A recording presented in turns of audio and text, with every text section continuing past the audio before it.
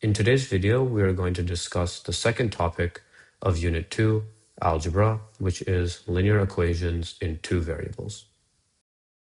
So in this video, we will discuss the second and final topic of Unit 2, Algebra, which is linear equations in two variables.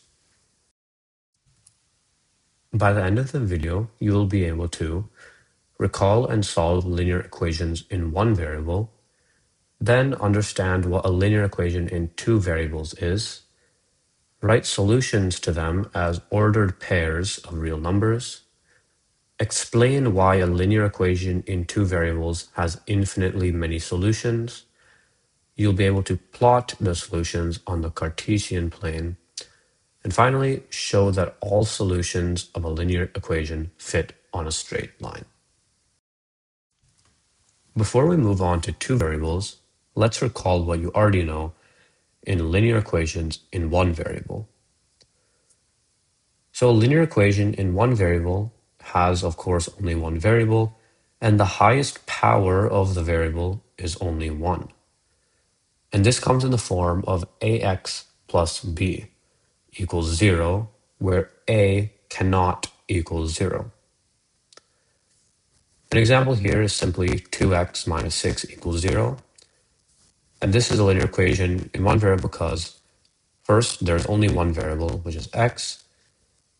The highest degree on that variable is 1, and the value of a is a non-zero value, a non-zero real number. And this equation has exactly one solution because there will be only one value of x that satisfies it. More specifically, let's find this value of x that satisfies the equation and recall how we actually solve linear equations in one variable. So with the same example as before, we'll take the linear equation 2x minus 6 equals 0. So this is very basic. We just add 6 to both sides to get 2x equals 6, and then divide both sides by 2 to get that x equals 3. So linear equations in one variable always have one solution, and thus we call it a unique solution. Now, let's extend on this knowledge to linear equations in two variables. So a linear equation in two variables, of course, involves two variables, typically x and y, and each variable appears only to the power of 1, similar to our previous equations of just one variable. So again, the general or standard form of linear equations in two variables is ax plus by plus c equals 0, where a and b are coefficients and c is a constant term. Additionally, a, b, and c are all real numbers, of course, and a and b cannot equal 0, otherwise there are no variables. So this is a very important standard form and will be used throughout this chapter. So here are just a few examples of linear equations in two variables and not linear equations. So for valid examples, we have x plus y equals 5. So we have an a value of 1, a b value of 1, and a c value of 0. Next is 2x minus 3y plus 4. This is also valid because we have an a value of 2, a b value of negative 3, and a c value of 4. And in both of the examples, the highest degree on both variables x and y are only 1, which satisfies linear equations. However, let's look at some examples that are not linear equations. So first, we have x to the power of 2, or x squared, plus y equals 3. Well, here we can see that although the variable y has a power of 1, the variable x has a power of 2, which automatically means that the equation cannot be linear. The next one is x times y equals 6, and this we can eliminate because it's a product of variables rather than addition. So the general rule is that each variable must appear only to the first power again, and that each variable must not be multiplied together. So let's see solutions to linear equations in two variables as ordered pairs. But first, what is a solution? So in equations with two variables, just one number is not enough.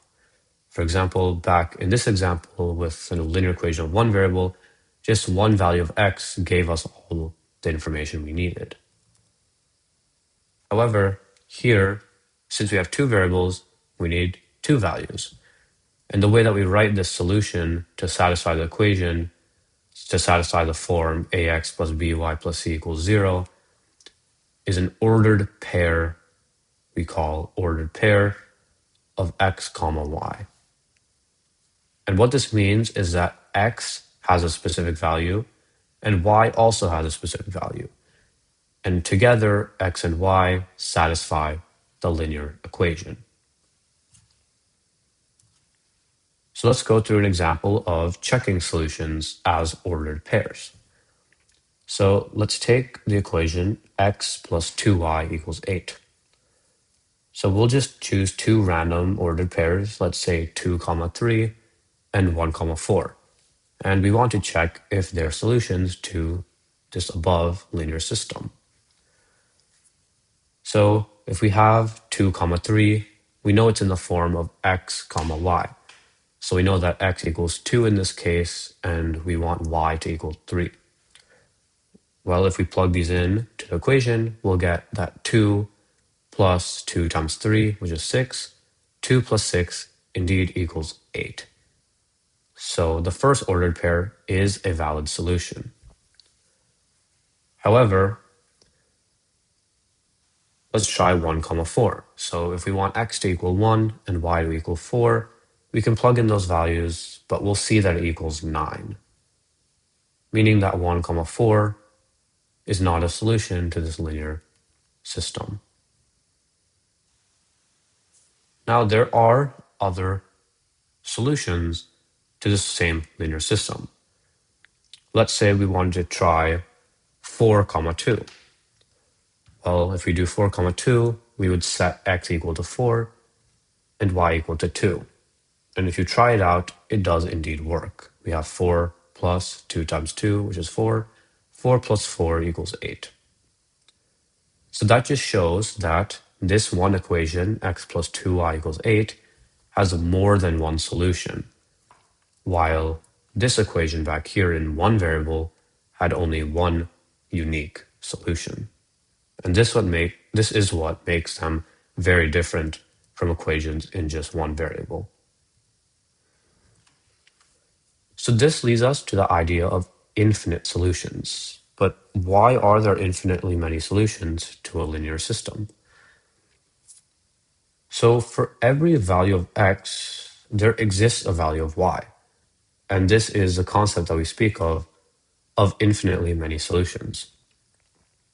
So in a linear equation with two variables, again, in the form ax plus by plus c equals 0, we can choose any value we want for x, and then we can calculate the corresponding value of y that will satisfy the equation. And since there are infinitely many real numbers, and we can choose x to be any real number, there are infinitely many solutions to linear systems or linear equations of two variables. And again, each of these solutions, however many there are, infinite, are all written as ordered pairs, as we saw here.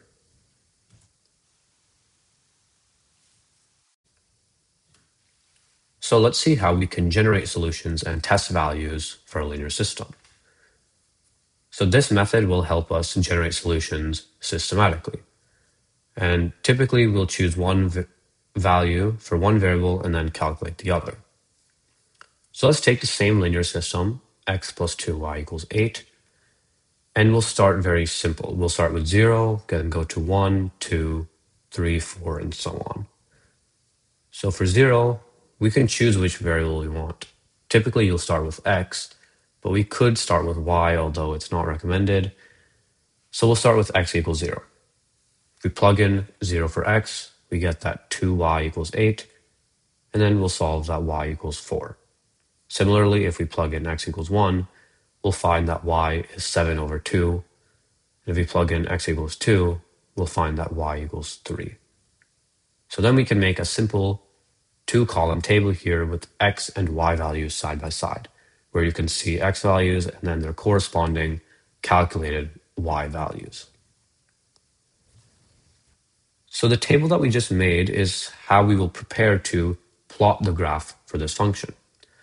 So how do we plot solutions to a linear system?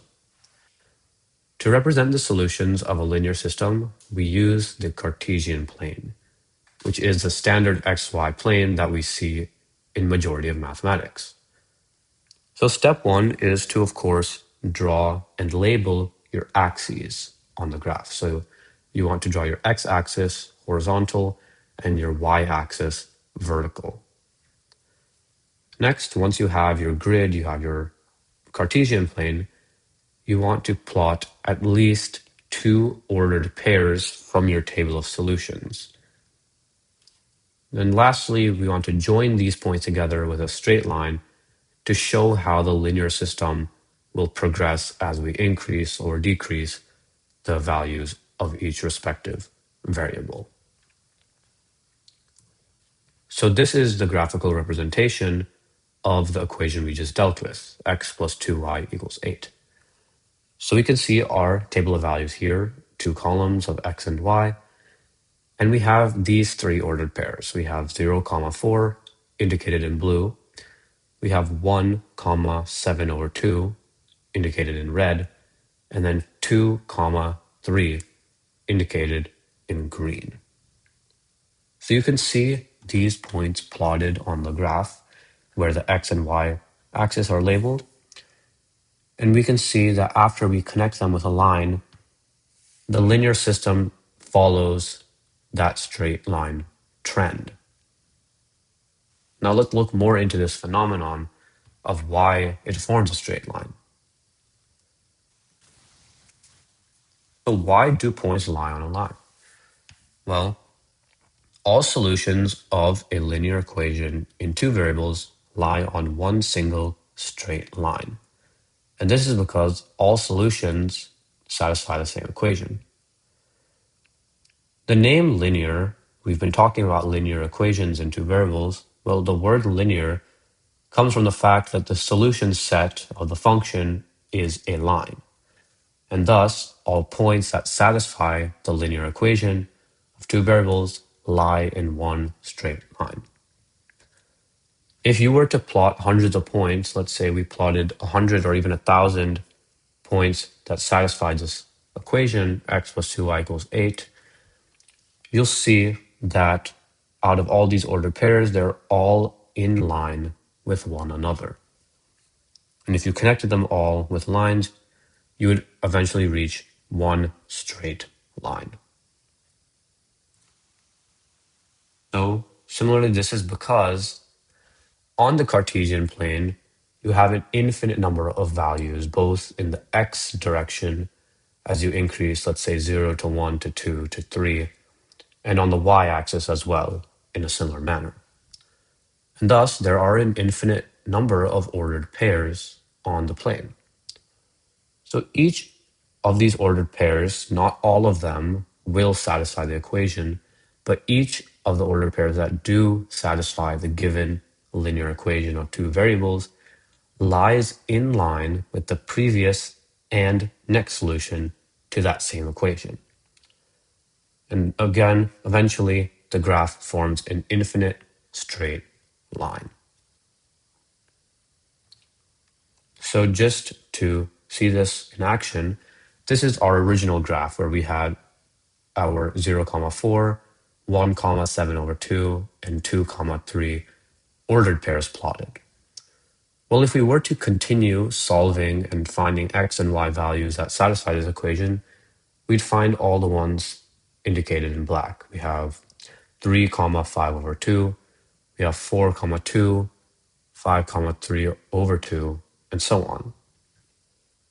So after plotting all of these points, we can clearly see that they all form a straight line if we were to connect them all together. And that's what we see in the dark red line.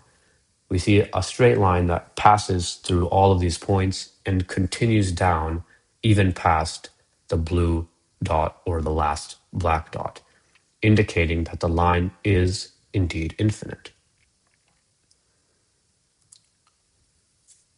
So today we concluded the second unit of Class 9 Mathematics, which is algebra. And we discuss the second topic, which is linear equations in two variables. So today what we learned is to recall and solve linear equations in just one variable. Next, expand on that to learn what linear equations in two variables is, how to write solutions to these equations as ordered pairs of real numbers, then explain why a linear equation in two variables has infinitely many solutions. We learned how to plot these solutions on the Cartesian plane, the standard xy plane, and then show that all solutions to a linear equation fit on a straight line. So that concludes today's video, and I hope that you learned something.